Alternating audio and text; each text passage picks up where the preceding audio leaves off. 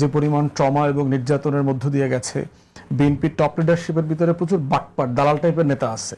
আমরা দেখলাম যে তার আশা না আশা নিয়ে অনেকেই অনেক রকম মন্তব্য করলেন যে তিনি যদি এখন আসতে না পারেন তিনি কি করে দেশ চালাবেন, সেই মন্তব্যটি আছে। আরও আছে তিনি যদি ভয় পান তাহলে কিভাবে হবে। ঠিক আওয়ামী লীগের প্রতিত আওয়ামী লীগের নেতারা যেভাবে সমালোচনা করছে, আমরা জামাতের কোনো কোনো নেতাকেও ঠিক এই জায়গায় একইভাবে সমালোচনা করতে দেখছি। এই বিষয়টা নিয়ে রাজনীতি করাটাকে আপনি কিভাবে দেখেন আসলে?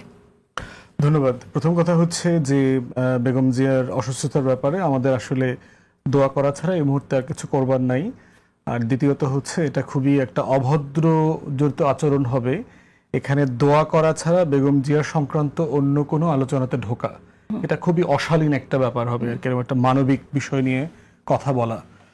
দ্বিতীয়ত হচ্ছে যে বেগম জিয়াকে তো তারেক রহমানের থেকে আমরা বেশি ভালোবাসি না, তো ইটস এ ফ্যাক্ট। মানে আমাদের সাথে সম্পর্ক একটা পলিটিক্যাল লিডারের সাথে যে সম্পর্ক থাকে দেশের কনটেক্সটে, তো ওনার সাথে একটা বায়োলজিক্যাল রিলেশনশিপ আছে। এখানে ডাক্তার সাহেব আছেন, ওনার নারীর টান তো বেশি। এখন আমরা যদি মনে করে থাকি যে আমরা আসলে ওনার মাকে ওনার থেকে বেশি ভালোবাসি, আমরা বাংলাদেশে আছি উনি বাংলাদেশে আসতেছে না, এই ধরনের আলোচনা আসলে কোথাও এন্ড নাই, কোথাও যেতে পারবেন না।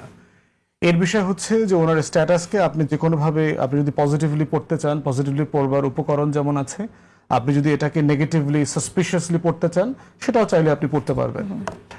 আমি বোধ করছি এখানে এটা ডিসিশন বিএনপি লিডারশিপের।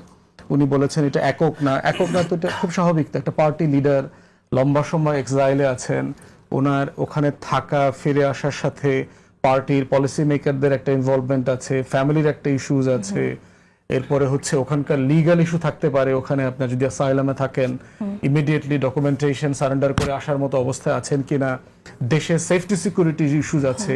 তো এই প্রত্যেকটা ইস্যু তো পার্সোনাল লেভেলে আমার আপনার 10টা লোকের মতো না, তো সেখানে ওনার এই বাস্তবতাগুলো তো ওনার মতো করে বিবেচনা নিতে হবে। ইকুয়ালি এটাও গুরুত্বপূর্ণ যে তারেক রহমান তো বাংলাদেশের জন্য শুধুমাত্র ব্যক্তি অথবা দলের নেতা না, একটা ন্যাশনাল ইমাজিনেশনে তিনি আছেন। তো সেখানে জনগণের যে প্রত্যাশার জায়গাটা আছে সেটাও তাকে অ্যাড্রেস করা দরকার, এবং তিনি এখানে আরো খোলামেলা হতে পারেন কিনা সেটা বিবেচনায় নেওয়া দরকার দলের নেতৃবৃন্দ এবং পার্টিকুলারলি তারেক রহমানের। যে ওনার আসতে এই 5ই আগস্টের পরের বিলম্ব এবং বর্তমানের বিলম্ব, এই প্রত্যেকটা বাস্তবতা উনি খোলামেলা বলতে পারে জাতির কাছে, দিস আর দ্য রিয়ালিটিস, এটা আমাকে অ্যাড্রেস করতে হচ্ছে। কিন্তু এখানে আমি একটু বলছি, আমি আপনার এই কথার সাথে স্পিরিটের সাথে আমি একমত যে একজন নেতা তার সবকিছু স্পষ্ট থাকবে মানুষের কাছে, সেটাই কাম্য। কিন্তু যখন বিষয়টা আসলে নিরাপত্তার ব্যাপার হয় তখন তার এটা ফাঁস করে দেওয়া বা বলে দেওয়া, প্রকাশ করে দেওয়ার সাথে তার যদি নিরাপত্তা রিলেটেড থাকে তাহলে সেটা তিনি এই ঝুঁকিটা তিনি কেন নেবেন? সেটা তো দেশের জন্য ক্ষতি হতে পারে। সার্টেনলি নিরাপত্তা ঝুঁকি আছে, ব্যাপারে কোনো সন্দেহ নাই।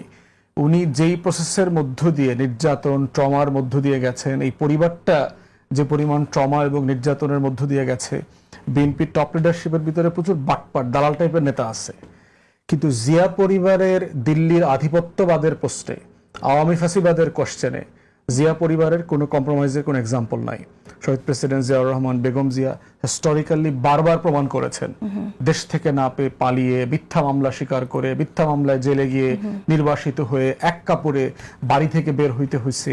এর প্রত্যেকটা নির্যাতন কিন্তু উনি হাসিনার মতো সুবিধাবাদী হইলে কিন্তু অ্যাভয়েড করতে পারতেন।